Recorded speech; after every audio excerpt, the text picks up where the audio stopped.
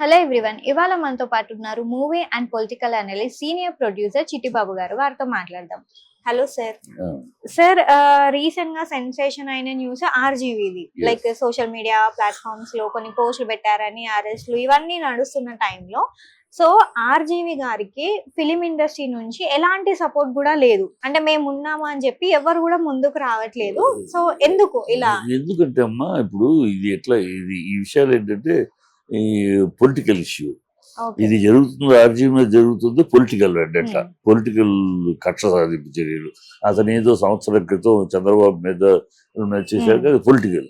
ఈ పొలిటికల్ అన్నప్పుడు ఎవరికాళ్ళు political general విషయం అనుకో మా సపోర్ట్ వస్తారు. జనరల్ ఏదో సమస్య అంటే ఇది పొలిటికల్ సమస్య. సో పొలిటికల్ సమస్యకి ఎవరు తలపెట్టరు. ఎందుకు వచ్చి గొడవ ఏదో పొలిటికల్ గొడవ వాళ్ళు చూసుకుంటారని.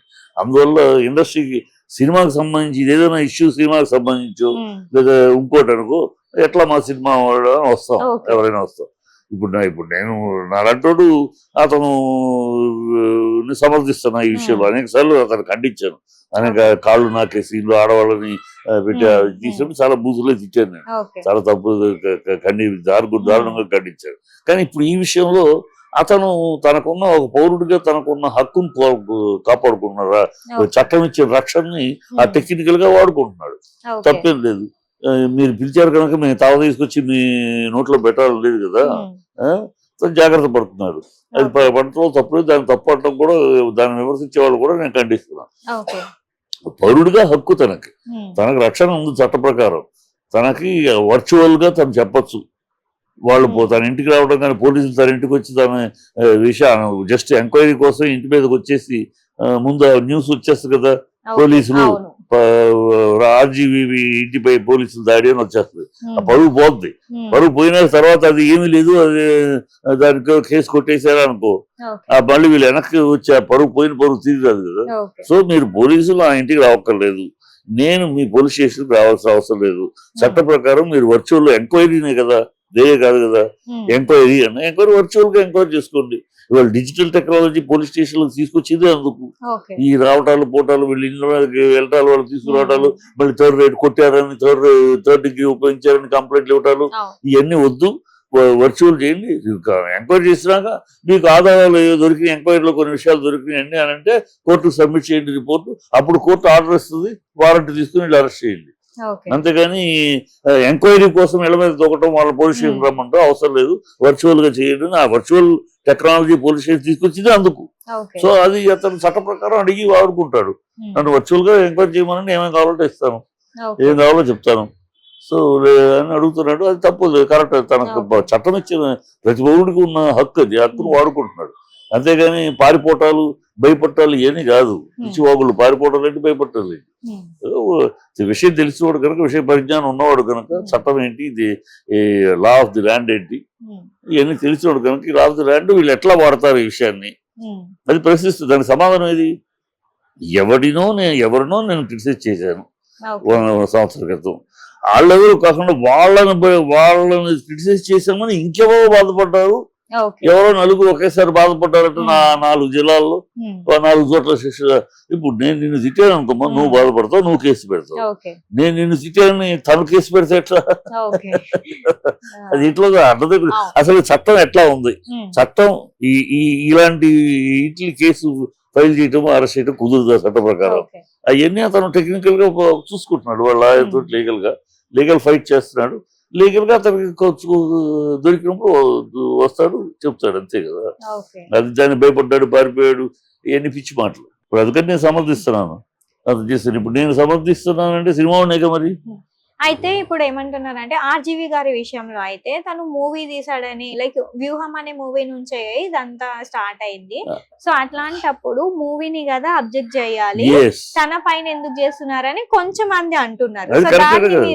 కరెక్ట్ కదమ్మా. మూవీ రిలీజ్ అయిందంటే సెన్సార్ అయినాక కదా రిలీజ్ అయింది. దాని సెన్సార్ సర్టిఫికేట్ ఇచ్చారు కదా. సెన్సార్ సర్టిఫికేట్ ఇలాంటి సినిమాలన్నిటికీ ఎలా ఇస్తారంటే, నువ్వు ఏదైనా ఒక సీక్వెన్స్ పెట్టావు అనుకోమా, దాని ఆధారాలు చూపించారు. కాశ్మీర్ ఫైల్స్ తీశారు. 276 కట్స్ చెప్పారు.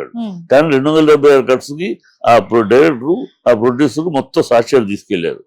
ఈ పేపర్ కట్టింగ్స్, ఆడియో రికార్డింగ్లు, వాళ్ళ మీటింగ్ల మాట ఇవన్నీ చూడండి. వీటి ప్రకారం ఈ ఆధారాలను పెట్టి మేము తీసాము, ఇది మా కల్పన కాదు, చూపించారు, సర్టిఫికేట్ ఇచ్చారు, రిలీజ్ అయింది. అట్లా అలాంటి సినిమాకి ఆధారాలు అడుగుతారు, ఏదైనా అనుమానం వస్తుంది సెన్సార్, ఇది ఎట్లా పెట్టారు మీరు ఊహించుకుని తప్పు కదా అంటే వీళ్ళు చూపించారు, కాదు వాళ్ళు మాట్లాడిన మాటలే చూడండి అని చూపి. సో అందువల్ల సర్టిఫికేట్, సో సర్టిఫికేట్ తప్పు ఏదైనా ఉంటే సర్టిఫికేట్ ఇచ్చిన సెన్సార్ కూడా అడగండి. అంతేగాని డైరెక్టర్ ఇప్పుడు ఎందుకు అడుగుతారు, ప్రొడ్యూసర్ని? సెన్సార్ అయినాకే కదా రిలీజ్ చేశారు, సెన్సార్ లేకుండా. సో సెన్సార్ ఒకసారి సెన్సార్ బోర్డు సర్టిఫికేట్ ఇచ్చిందంటే ఇట్ ఇస్ అథెంటిసిటీ, దాంట్లో తప్పులు లేవు అని, అంతే కదా. తప్పులు ఉన్నాయని మీరు భావిస్తే కోర్టుకు వెళ్ళండి, అంతేకాని దాని డైరెక్టర్ని ప్రొడ్యూసర్ని మాట్లాడితే ఎట్లా పిస్తారంటారు అంటే సెన్స్లెస్. ఏదో అది విషయం, అసలు విషయం ఏంటంటే నిజాయితీగా చేయటం కాదు, కక్ష సాధింపుగా మొదలెట్టారు. కక్ష ఏదో ఒక రకంగా తీసుకెళ్లి అతని పోలీస్ స్టేషన్ తీసుకెళ్లి అవమానించాలి, పరాభవించాలి, అతని మీద వీలైతే థర్డ్ డిగ్రీ ఉపయోగించాలి, తద్వారా సురకానందం పొందాలి. అది ఏం తప్పితే నిజంగా ఇలా మాట్లాడిన వాళ్ళు అరెస్ట్ చేయాలి అంటే చాలా మందిని చేయాలి కదా. ఒక వైఎస్ఆర్సీపీ తరపున మాట్లాడిన వాళ్ళే కాదు కదా, టీడీపీ తరపున మాట్లాడిన వాళ్ళు, జనసేన తరపున మాట్లాడిన వాళ్ళు ఉన్నారు కదా, బూతులు బండబూతులు మాట్లాడిన వాళ్ళు ఉన్నారు కదా. జగన్ అసలు నీ తల్లికి పుట్టావా అని అడిగిన వాళ్ళు ఉన్నారే, మీ ఇద్దరు రాజశేఖర రెడ్డికి పుట్టారని అడిగేదే, మీ అవన్నీ వీడియోలు ఉన్నాయి కదా. రాజశేఖర రెడ్డి గారి తాతగారు పుట్టింది వాళ్ళ నాన్నకి రెండో పెళ్ళానికి పుట్టాడు, సో మీరంతా అక్రమ సత్తారం అని చెప్పి మాట్లాడారు, ఇవన్నీ ఉన్నాయి కదా. మరి రోజాని 10 మంది దగ్గర పడుకున్నాను పబ్లిక్ గా మాట్లాడేది, ఆనంద వెంకటరెడ్డిను బండారు అతను అవి కాదు, డైమండ్ రాణి అని పబ్లిక్ గా మాట్లాడారు, ఇవన్నీ కాదు. అందరి మీద నిజాయితీ ఉండుంటే వాళ్ళు కనుక బూతులు మాట్లాడుతున్నారు, తప్పుడు మాటలు ఇంట్లో ఆడవాళ్ళని మాట్లాడుతున్నారు కనుక నిజాయితీ ఉండుంటే గవర్నమెంట్ కి అందరి మీద కేసులు పెడతారు, అందరికి నోటీసులు ఇస్తారు. అది ప్రభుత్వం హర్షిస్తుంది, నువ్వు నేను హర్షిస్తావు, అందరి మీద చేస్తా ఉంటాయి.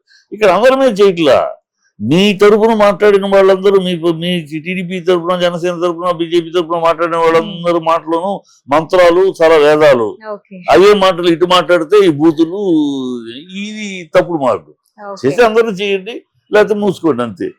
ఒకళ్ళు మేము కక్ష సాధింపుగా చేస్తాం, మన అన్న వాళ్ళ మాత్రమే చేస్తాం, మేము అన్నయ్య మేము పట్టించుకోవద్దు మీరంటే ఎట్లా? మీరు అనకుండా ఉంటే మీరు ఇద్దరు మాట్లాడారు, తప్పే, తప్పు సమర్థించడం కాదు, తప్పే. కానీ ఆ తప్పును అన్నప్పుడు తప్పు మాట్లాడి అందరి మీద కేసులు పెట్టండి, అందరికి నోటీసులు పంపించండి, అది ధర్మం, అది పద్ధతి, అది పాలన. అది చేయట్లేదు కనుక ఇది కక్ష సాధింపు చర్యలు అంటున్నాం, అది చేయట్లేదు కనుక ఇది డైవర్షన్ పాలిటిక్స్ అంటున్నాం. ప్రజలు వైజాగ్ స్టీల్ ప్లాంట్ సంగతి ఏంటి, స్పెషల్ స్టేటస్ సంగతి ఏంటి, ఈ 6 హామీల అబద్ధాల సంగతి ఏంటి, 30,000 అమ్మాయిలు మిస్ అయిపోయారన్నారే ఆ అమ్మాయిల సంగతి ఏంటి, ఈ పచ్చి అబద్ధాలు ఆడారు కదా, ఈ పచ్చి అబద్ధాల సంగతి ఏంటి ప్రజలు ఎక్కడెక్కడ అడుగుతున్నారు. వాటి నుంచి ప్రజల వేదన, ప్రజల ఆందోళన నుంచి ప్రజలు అడుగుతున్న వీళ్ళు తప్పించడం కోసం, ప్రజల దృష్టిని తప్పించడం కోసం, మీడియా యొక్క దృష్టిని తప్పించడం కోసం వాళ్ళని అరెస్ట్, వీళ్ళని అరెస్ట్. ఆర్జీవీని అరెస్ట్ చేస్తే ప్రజలకి ఏంటి, అరెస్ట్ చేయకపోతే ప్రజలకి ఏంటి, ప్రజల సమస్య ఏదైనా, ప్రజలకి ఏమన్నా దానివల్ల ఇప్పుడు ఆర్జీవీని అరెస్ట్ చేయడం వల్ల కేంద్రం రాష్ట్రానికి కావాల్సిన నిధులను దొంగరిస్తుంది కదా. అదేదో జరిగింది, దాన్ని ఒక బూస్టప్ చేసి అంటే దీని మీద ఇప్పుడు చూడండి, మీడియా మొత్తం రామ్మోహన్ స్టీల్ ప్లాంట్ పట్టించుకోవట్లేదు, స్పెషల్ స్టేటస్ పట్టించుకోవట్లేదు, 6 హామీలు అబద్ధాలు డైవర్ట్ చేయడం చంద్రబాబు చేస్తున్న పని అది. ఈ డైవర్షన్ రేపు ఇది అయిపోయినా ఇంకోటిగా పట్టుకుంటారు, నెలకోటి పట్టుకుంటూ జనాన్ని డైవర్ట్ చేయడం, మీడియాని డైవర్ట్ చేయడం.